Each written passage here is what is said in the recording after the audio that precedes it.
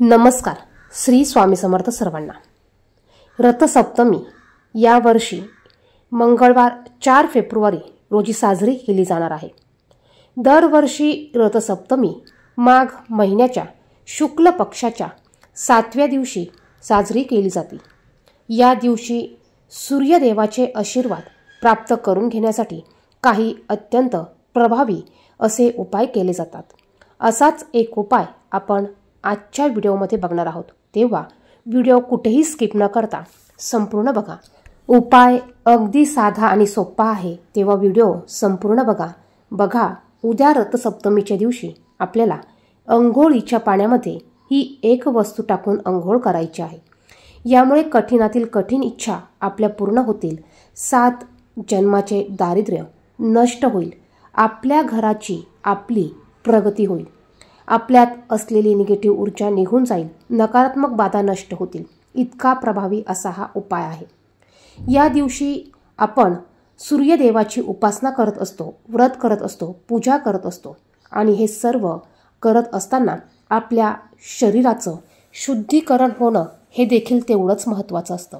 आणि म्हणूनच उद्या आपल्याला अंघोळीच्या पाण्यात ह्या काही वस्तू टाकायच्या आहे की ज्यामुळे आपल्या शरीराचं शुद्धीकरण होईल आणि आपण दिवसभरात केलेल्या ज्या पण काही सेवा असेल, पूजा असेल, उपाय असेल, याचं संपूर्ण फळ आपल्याला मिळेल. आता ज्या महिलांचे हळदी कुंकवाचे कार्यक्रम राहिले असतील त्यांनी रथसप्तमीला करावे. त्याचप्रमाणे ज्यांचं बोरनान करायचं राहिलं असेल, ज्यांचं सुगड पूजन करायचं राहिलं असेल, अशा सर्वांनी रथसप्तमीच्या दिवशी हे कार्यक्रम केले तरी चालणार आहे. रथसप्तमीच्या दिवशी पहिल्यांदा सूर्यदेवाचे सूर्यकिरण हे पृथ्वीवर पडले होते.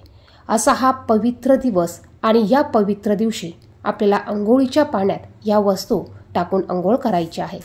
या दिवशी सकाळी लवकर उठायचं आहे. सकाळी उठल्यावर या दिवशी पवित्र नदीमध्ये स्नान करण्याला अतिशय महत्त्व आहे.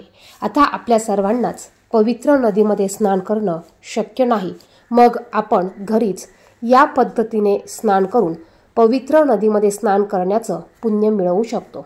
आपण अंघोळीच्या पाण्यामध्ये थोडंसं गंगाजल टाकायचं आहे. जर का तुम्ही पवित्र नदीचं गंगाजल आणलेलं असेल तर तुम्ही त्यातलं 2 चमचे गंगाजल तुम्हाला अंघोळीच्या पाण्यात टाकायचं आहे. थोडंसं लाल चंदन टाकायचं आहे आणि पौष महिना असल्यामुळे तुम्हाला थोडेसे पांढरे तीळ देखील अंघोळीच्या पाण्यामध्ये टाकायचे आहे. गंगाजल तुमच्याकडे नसेल तर तुम्ही त्याऐवजी गोमतीर पाणी टाकलं तरी चालेल. बघा, जिथे पूजेचं सामान मिळतं त्या ठिकाणी तुम्हाला गंगाजल बॉटल एक मिळून जाईल. तुम्ही ती घरी आणून ठेवा. गोमतीर तुम्ही घरी आणून ठेवा आणि अशा प्रकारे विशिष्ट तिथीला तुम्ही अंघोळीच्या पाण्यात गंगाजल, गोमतीर पाणी टाकून अंघोळ करू शकतात. या पद्धतीने या दिवशी आपल्याला अंघोळ करायची आहे. यामुळे आपले सर्व दोष हे धुतल्या जातात. आपल्याकडनं झालेल्या कळत नकळत पापांचे पाप हे नष्ट होतात. यानंतर आपल्याला सूर्यदेवाला अर्घ्य द्यायचा आहे. बघा, रथसप्तमीच्या दिवशी सूर्य भगवानांना अर्घ्य द्यायला अतिशय महत्त्व आहे.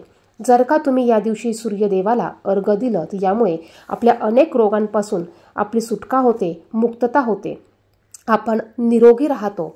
म्हणूनच या दिवशी अंघोळ झाल्यावर आपल्याला उगवत्या सूर्याला अर्घ्य द्यायचा आहे.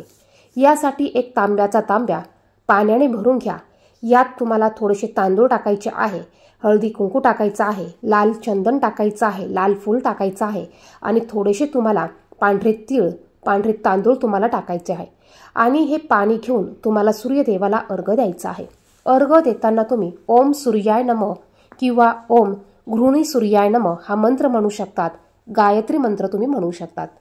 यानंतर तुम्ही दिवसभरात तुम्हाला जेव्हाही वेळ असेल तेव्हा तुम्ही आदित्य हृदय स्तोत्र, सूर्य अष्टक, सूर्यदेवाच्या 12 नावं या पद्धतीची सेवा तुम्ही दिवसभरात केव्हाही करू शकतात. रथसप्तमी हा अत्यंत पवित्र असा दिवस आहे. हा दिवस सूर्यदेवाला समर्पित आहे. या दिवशी दूध उतू घालण्याला देखील महत्त्व आहे. ते कसं घालायचं, रथसप्तमीची पूजा कशी करायची याविषयीचा व्हिडिओ आपल्या चॅनेलवर आलेला आहे. तो व्हिडिओ देखील तुम्ही पाहू शकतात. व्हिडिओ आवडला तर व्हिडिओला लाईक करा, शेअर करा, कमेंट बॉक्समध्ये ओम सूर्याय नमः लिहा. धन्यवाद.